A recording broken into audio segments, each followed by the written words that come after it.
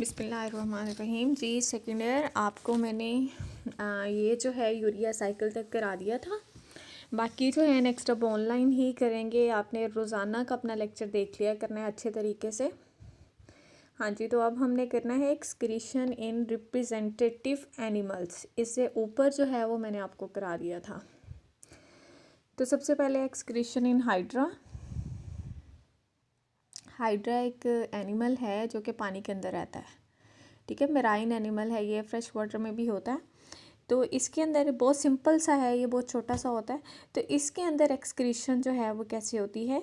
Hydra जो है ये सिनिडेरियन है। आप इसी ही बुक के अंदर, बल्कि ये सेकेंड ईयर की है, आपने पीछे फर्स्ट ईयर में पढ़ लिया हुआ है। सिनिडेरियन एक फाइलम था, वो पूरा डिटेल में देखा होगा आपने। हाइड्रा उसकी एग्जांपल थी, डायग्राम भी देखी होगी।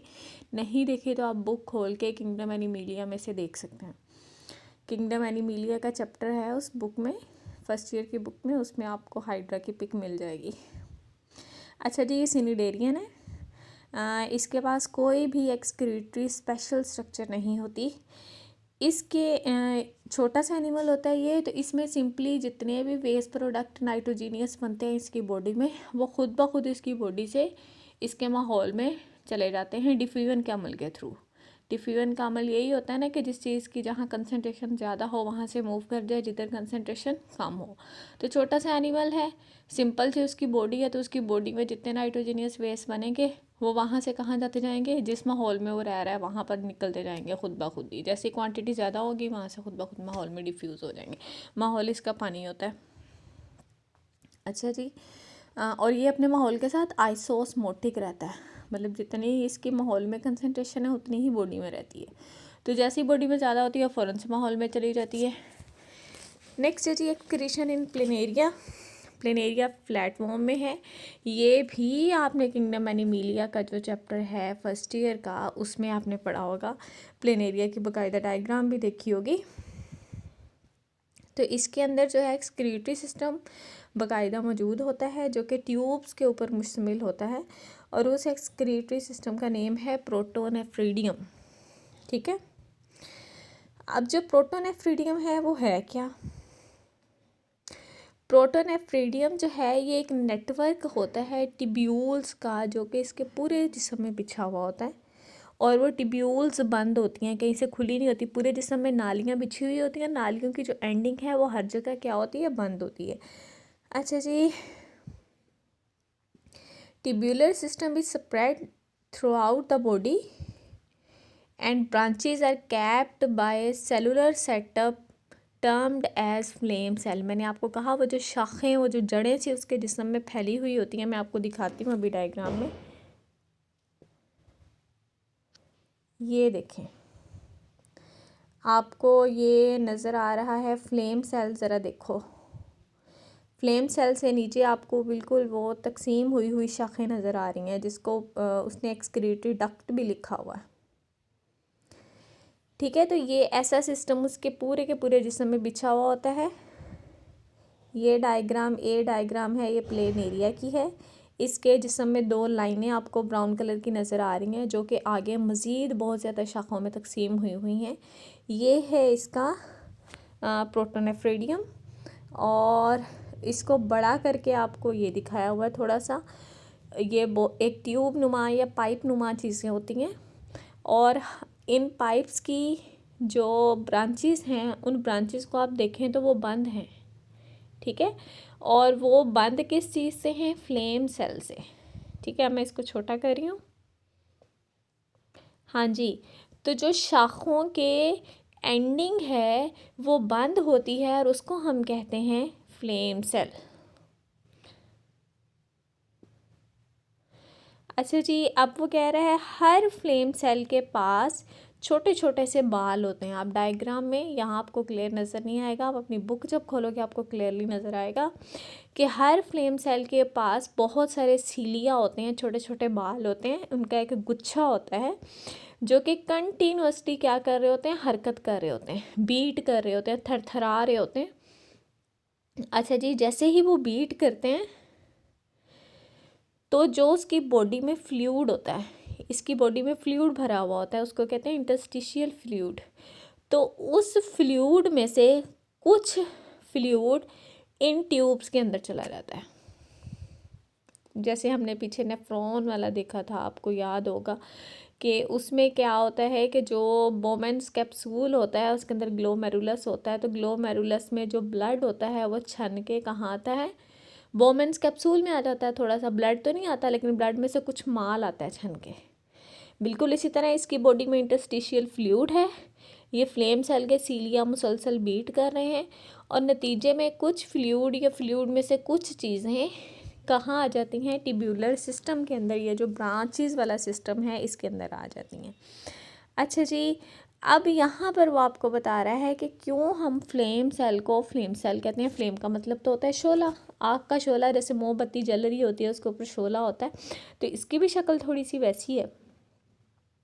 तो इसको फ्लेम सेल क्यों कहते हैं, क्योंकि जब इसको माइक्रोस्कोप के नीचे देखा जाता है तो ये बिल्कुल फ्लेम की तरह नज़र आता है। जैसे मोमबत्ती का शोला कभी छोटा होता है कभी बड़ा होता है, मुसलसल थरथरा रहा होता है, वैसे ये कर रहा होता है।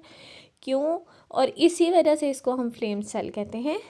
ठीक है, आगे वो लिख रहा है कि जब इसके सीलिया बीट करते हैं, थरथराते हैं, तो वो बिल्कुल ऐसे नज़र आता है जैसे शोला जो है वो फ्लिकरिंग कर रहा है, थरथरा रहा है, लिहाजा हम इनको क्या कहते हैं, फ्लेम सेल।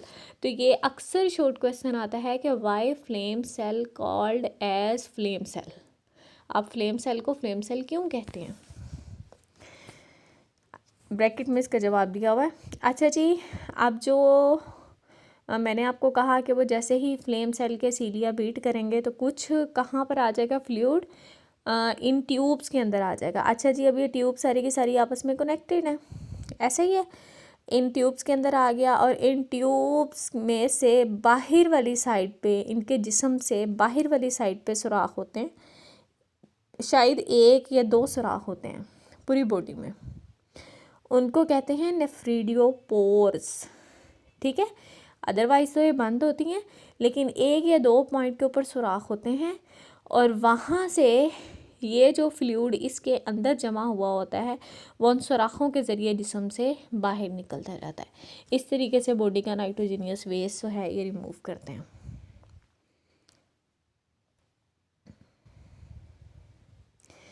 अच्छा जी, ये प्लेटफॉर्म है, तो वो यहाँ पे बता रहा है कि जो फ्रेश वाटर के प्लेटफॉर्म्स हैं वो डाइल्यूट यूरिन बनाएंगे, जो पैरासिटिक हैं वो हमेशा, पैरासिटिक वो होते हैं जो किसी होस्ट के अंदर, किसी चीज़ के अंदर, ज़िंदा चीज़ के अंदर रहते हैं और बीमारी फैलाते हैं, तो वो वाले क्या करेंगे, वो अपने होस्ट के साथ आइसोटोनिक रहेंगे। ठीक है, और बस यही 2 बातें बताएंगे। अच्छा जी, ये तो हो गया आपका, सीलिया भी आपको डायग्राम में दिखाए हुए हैं, फ्लेम सेल मज़ीद बड़ा करके सी डायग्राम में आपको दिखाया गया है। नेक्स्ट है जी एक्सक्रीशन इन अर्थवॉर्म, मैं देखूं ज़रा पहले, हो जाएगा, अभी 8 मिनट की हुई है। एक्सक्रीशन इन अर्थवॉर्म, अर्थवॉर्म आपने देखा हुआ होगा, आपको डायग्राम में एक्सक्रीटरी सिस्टम दिखाया गया है, अर्थवॉर्म की जिस्म का छोटा सा पीस दिखाया उसने। अर्थवॉर्म जो है ये आइडियल एग्जांपल है, इसके अंदर एक और किस्म का एक्सक्रीटरी सिस्टम मौजूद होता है। ठीक है, ट्यूब्यूलर ही होता है, लेकिन ट्यूब्यूलर की और किस्म है, प्लेनेरियम में वो नहीं होती, इसके अंदर वो होती है, वो है जी मेटानेफ्रीडियम। उसमें थी प्रोटोनेफ्रीडियम, इसमें होती है मेटानेफ्रीडियम। ये भी बहुत सारी ट्यूब्स पे मुश्तमिल होती है, जिस तरह वो भी ट्यूब्स पे मुश्तमिल थी, ये भी ट्यूब्स पे मुश्तमिल होती है। अच्छा जी, अब जो अर्थवॉर्म की बॉडी है वो क्या होती है, वो सेगमेंटेड होती है। अर्थवॉर्म सुंडी नुमा होता है, ज़रा बड़ा ही सारी, आपने अक्सर केचुए देखे होंगे जो कि ज़मीन के अंदर पाए जाते हैं, वही होते हैं अर्थवॉर्म। और वो जिस तरह सुंडी के ऊपर बल नज़र आते हैं आपको, रिंग्स नज़र आते हैं, बिल्कुल इसी तरह उसके ऊपर भी होते हैं, और वो जो बल होता है वो अंदर तक होता है, लिहाजा उसके जिस्म क्या होता है, मुख्तलिफ हिस्सों में तकसीम होते हैं। आप डायग्राम में देख लो, आपको उसके क्या नज़र आ रहे हैं, ब्लॉक्स, हिस्से, डिफरेंट पार्ट्स नज़र आ रहे हैं, तो इसको आप कहते हैं सेगमेंट।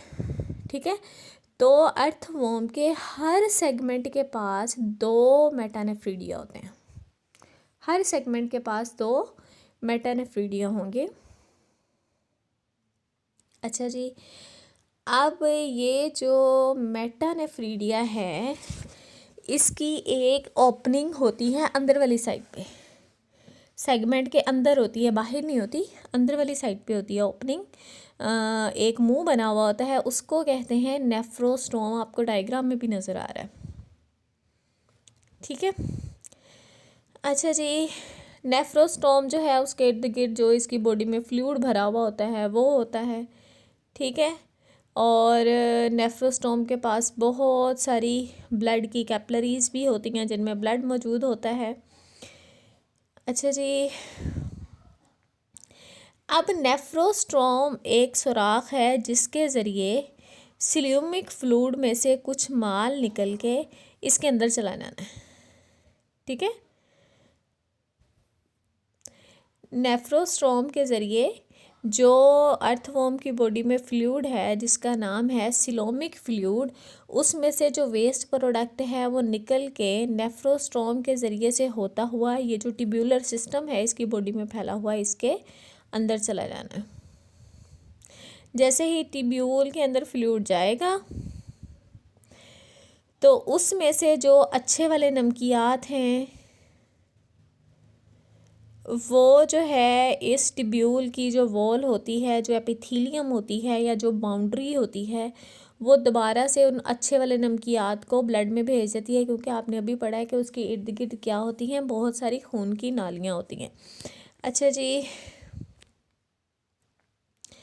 जो बाकी पीछे बच जाएगा सिलोमिक फ्लूइड में से अच्छे वाले साल्ट्स, पानी तो वापस चला जाएगा, जो बाकी बचेगा वो क्या होगा, वो नाइट्रोजनियस वेस्ट होगा, ठीक है।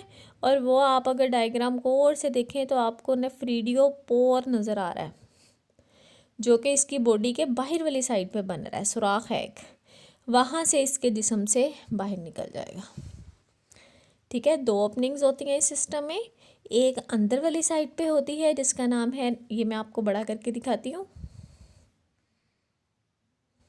ये देखें, एक है नेफ्रिडियोस्टोम, ये बॉडी के अंदर वाली साइड पे ओपनिंग है, जिसके बाहर वाली साइड पे आपको बाल से नज़र आ रहे हैं, जिनकी बीटिंग से, जिनकी किसी भी तरीके से क्या होता है, कुछ सिलोमिक फ्लूइड इसके अंदर चला जाता है, ठीक है। अब उस सिलोमिक फ्लूइड में जो अच्छी चीज़ें होती हैं वो बाहर निकल आती हैं, आपको कैपिलरी नेटवर्क भी नज़र आ रहा है, उसके अंदर चली जाती हैं, और जो बाकी बच जाता है वो इसमें से घूमता घुमाता आखिरकार नेफ्रिडियोपोर के ज़रिए जिस्म से बाहर खारिज हो जाता है। ये था जी एक्सक्रीटरी सिस्टम अर्थवॉर्म का। हाँ जी, अब मज़ीद क्लास आपकी यूं ही हुआ करेगी, पता नहीं कब तक होगी, हमें भी नहीं पता कि हालात कब तक ऐसे रहते हैं। जब तक हालात ऐसे रहेंगे आपकी क्लास यूं ही हुआ करेगी। आपने इसको ये नहीं है कि ये कोई मजाक समझ के कि इसको देखना ही नहीं है, हमने करना ही नहीं है, हमें बाद में पढ़ाया जाएगा, ऐसा कभी नहीं होगा। आपने हर सूरत इसको करना है, समझो इसको, अपनी बुक पे जाके देखो। आप कोई छोटी क्लास के बच्चे नहीं हो कि आपको हाथ पकड़ के लिखाना है या आपसे रोज़ हमने सुनना है, टेस्ट लेंगे तो आप याद करोगे, वैसे नहीं करोगे, आपके एग्ज़ाम हो ही जाने हैं, कोई हालत नहीं है। अगर ऐसे ही हालात लगे एग्ज़ाम आपके तब भी होंगे, ठीक है। तो एग्ज़ाम तो उसी डेट पे हो जाने हैं, आपको सिलेबस भी हमने इसी तरीके से कवर करा देना है। अगर हालात ऐसे ही रहे, नहीं तो इंशाल्लाह कॉलेज ओपन होंगे तो फिर आपको वहाँ से पढ़ाया जाएगा जहाँ से आपको यहाँ तक मैं पढ़ा चुकी होंगी, उससे आगे पढ़ाऊँगी। ये चीज़ें आपको दोबारा नहीं पढ़ाऊँगी, आपको यहीं से करनी पड़ेंगी। तो कोई भी मसला होता है, आवाज़ क्लियर नहीं आती, कोई पॉइंट समझ नहीं आता, कोई क्वेश्चन होता है तो वो लिख के भेजना है। ये नहीं कि हमें ओवरऑल टॉपिक ही समझ नहीं आया दोबारा लेक्चर दे दो, ठीक है। उसके लिए आपको दोबारा इसी वीडियो को चला के देख लें। करना है आपको, कोशिश करें इस चैनल पे ज्वाइन होने की, और आपने जितने फेलोज़ को आप कर सकते हैं उन्हें करें, ठीक है। उन्हें बताएं, ओए उन्हें भी कहें कि इस पे आएँ, इसको देखें। और अपनी मैं आपकी जो वीडियो है ये लेक्चर नंबर के लिहाज से सेव कर रही हूँ ताकि आप लोगों के लिए आसानी हो कि हमने पहला लेक्चर कर लिया है, अब हमने दूसरा करना है, अब हमने तीसरा करना है। वैसे ही आप ढूंढ ढूंढ के करते जाओगे तो आपसे होता जाएगा, ठीक हो गया। Thank you. और इसके अलावा कोई भी क्वेश्चन हो, कोई भी मसला हो, आप बता सकते हो।